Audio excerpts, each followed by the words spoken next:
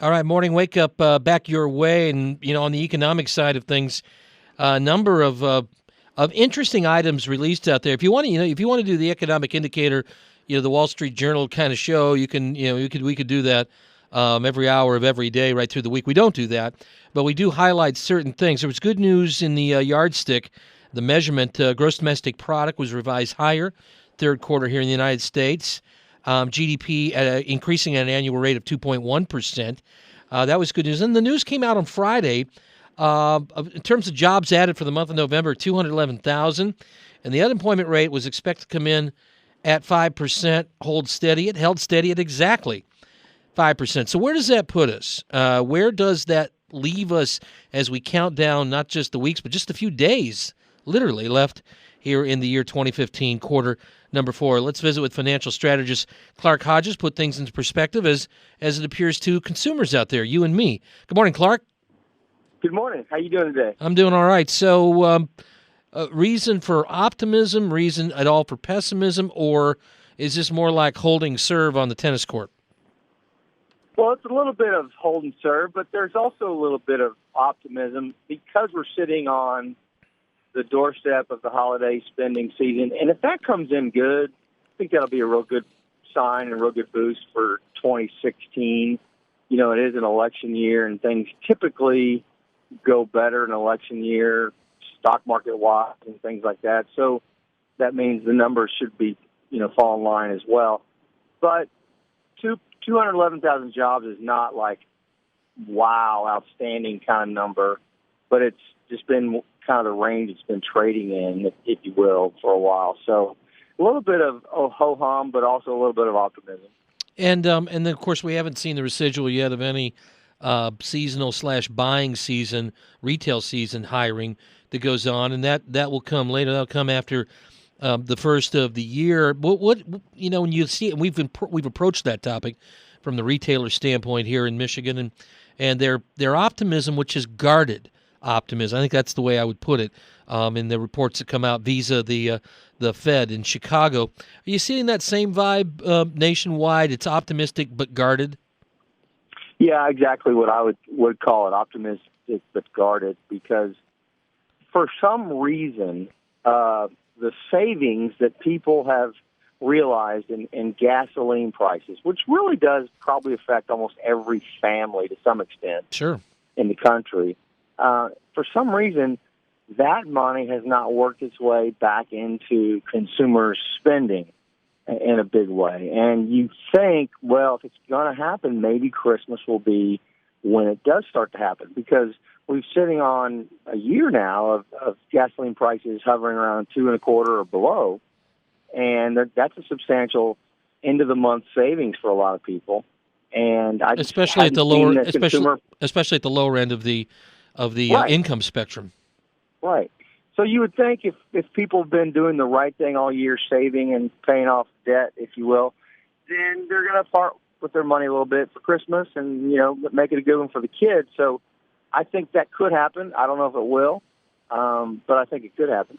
Is it our lack of inflationary movement that's keeping people from, I mean, there's no real impetus, though, to have to burn through that money as soon as you get it, because it's relatively worth something the following day and the following week. Inflation hasn't been, we talk about such a little blip with inflation. Is that enough to move a rate hike? But certainly not the kind of conversation we would have had 10 or 11 years ago. No, not at all. And I think that when you grab some money, you got some excess money in your hand, you're going to do one of two things: save it or spend it. But in this case, the savings, if you will, may be going to pay down credit card debt or some sort of debt, school loan debt. And if you can't go out and earn money on your cash, I mean, you can't earn anything on just cash these days. So from the standpoint of a next choice, a lot of people say, well, I'll just pay down the 5% mortgage I've got or the 25% credit card that I've got. And that makes good, logical sense. And I do think a lot of people learned a lesson from the recession we went through and saw, people lose it all, lose their house, go into bankruptcy, because when things turn and you've got a lot of debt, that's an ugly situation. My dad used to say, having a lot of debt whether you're a corporation or an individual, it's kind of like having a weak immune system. The first financial disease that comes down the pipe, you're going to get it. And you're going to get it in a bad way and worse than the next guy if you don't have a good immune system. Clark, you think America in general learned some that American consumers got schmott during the Great Recession, much more so than maybe in the generation before? I do. I think that the millennials are learning and scared from the recession. They're probably saying risk is for someone else. I don't want to take any risk with my money.